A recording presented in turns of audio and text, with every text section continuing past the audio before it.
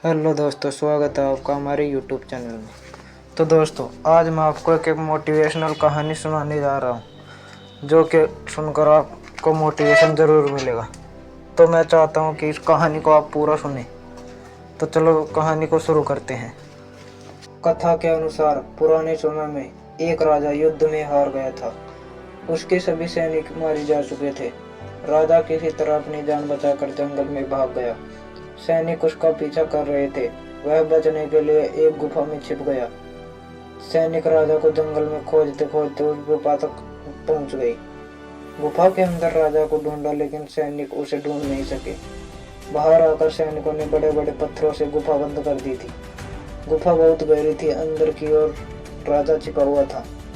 वह काफी थक चुका था। भूख प्यास की वजह से बेहाल हो रहा था। उसके शरीर में ताकत भी नहीं बची थी। शत्रु सैनिक गुफा बंद करके वहां से चले गए तो राजा अंदर बैठा बैठा सोच रहा था कि अब तो उसका जीवन खत्म हो गया। वह गुफा से कभी बाहर नहीं निकल पाएगा। राजा निराश हो चुका था। तभी उसे माँ की एक बात याद आई।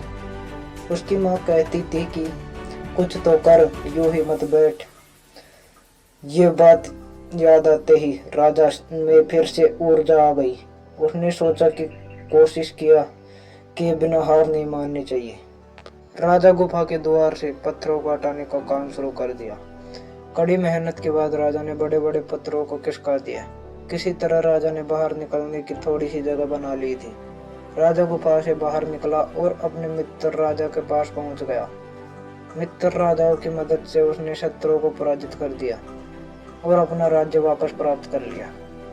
सीख: इस कथा की सीख यही है कि हमें सफलता मिलने तक हार नहीं माननी चाहिए।